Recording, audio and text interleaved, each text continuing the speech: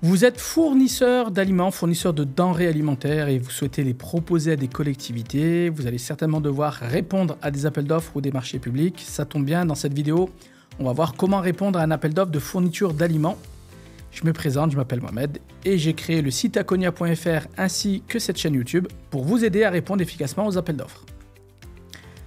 Dans cette vidéo, on va voir comment répondre à un appel d'offres de fourniture de denrées alimentaires. La proposition de réponse que je vais vous faire est forcément généraliste.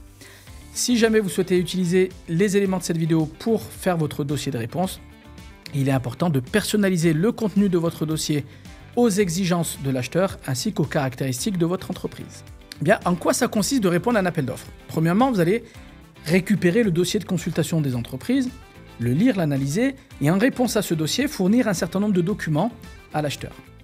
Parmi ces documents, on retrouve des pièces de la candidature pour que l'acheteur puisse valider que vous êtes bien en capacité de réaliser la prestation et des pièces de l'offre qui vont permettre à la commission qui va se réunir de vous attribuer une note. Parmi les pièces de la candidature, nous retrouverons le formulaire DC1, le formulaire DC2 ou le DUM ainsi que des attestations ou des certificats. Et du côté de l'offre, l'acte d'engagement, l'offre financière, un mémoire technique avec d'éventuels autres documents. Toute la partie candidature de la réponse à un appel d'offres est abordée dans une formation d'1 heure qui est gratuite et qui est accessible sur le site akonia.fr.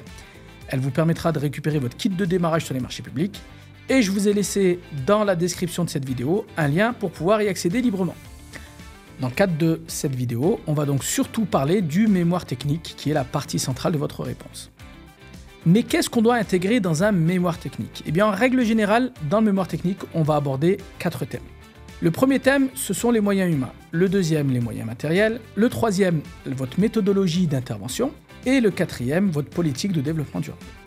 Pour un acheteur, il est important, quand on répond à un appel d'offres, notamment sur de la fourniture, de vérifier que les produits que vous allez proposer sont de qualité, mais également que vous allez fournir un service de qualité. Pour cela, on va présenter des moyens humains, puisque c'est ces moyens humains qui vont assurer la qualité du service. Et la plupart du temps, pour l'acheteur, on va demander un interlocuteur référent. Potentiellement, on pourrait demander plusieurs interlocuteurs, c'est-à-dire quelqu'un sur la partie commerciale, quelqu'un sur la partie comptabilité et autres. Mais le plus souvent, l'acheteur veut avoir une seule personne à qui s'adresser. On va expliquer quelles sont les missions de cette personne, et puis on va valoriser ses qualifications, son expérience et ses références, notamment sur des missions similaires, pour démontrer que c'est le profil idéal. Donc en plus de ça, on va présenter le profil ou les autres intervenants, là aussi au travers de leur mission, de leur qualification, de leur expérience et de leurs références, pour pouvoir valoriser au maximum votre organisation sur la partie relation client. Dans certains cas, il peut être intéressant de présenter des éléments de votre politique de gestion des ressources humaines, c'est-à-dire vos modalités de recrutement, vos modalités de recours à d'autres formes de collaboration, votre politique d'intégration, de tutorat, de formation et de développement des compétences des équipes, ainsi que tout ce que vous mettez en place pour fidéliser et motiver vos salariés.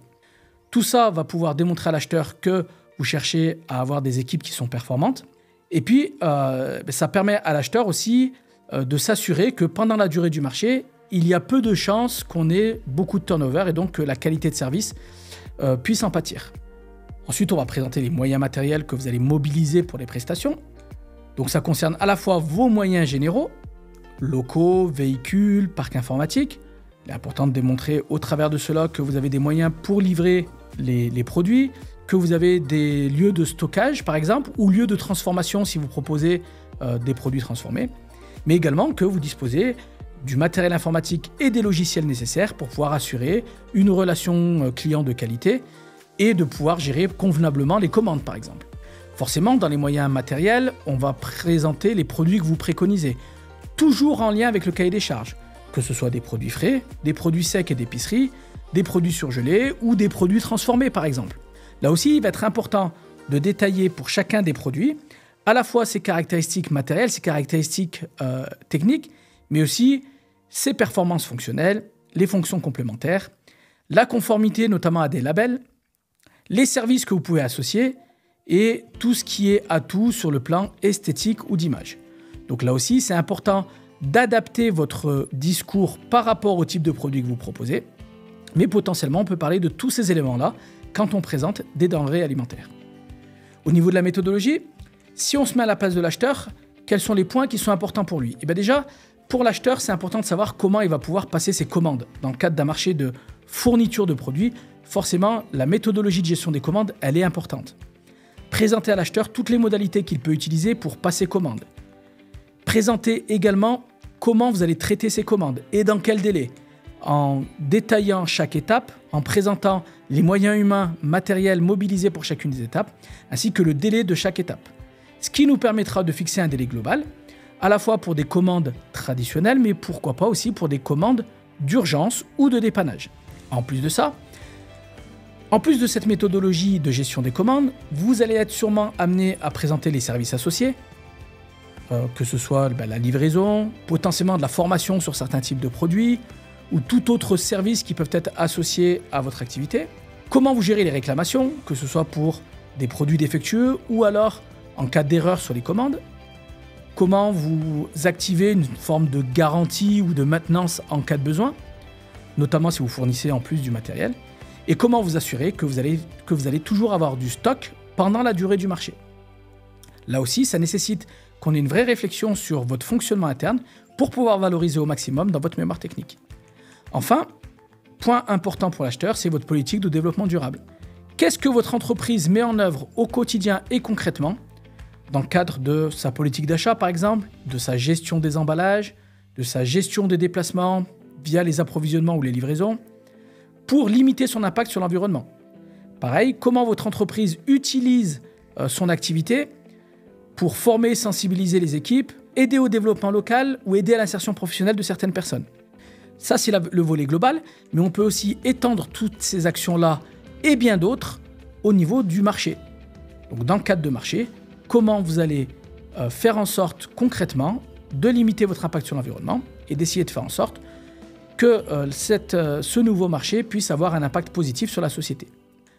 Voilà donc des éléments pour répondre à un appel d'offres de fourniture d'aliments ou de denrées alimentaires, bien évidemment à adapter en fonction de vos activités et des demandes spécifiques de l'acheteur dans chaque marché. Si vous avez des questions ou des remarques, posez-les en commentaire pour que je puisse y répondre. Pour aller plus loin sur les appels d'offres, suivez la formation 5 astuces pour monter des dossiers gagnants en une demi-journée.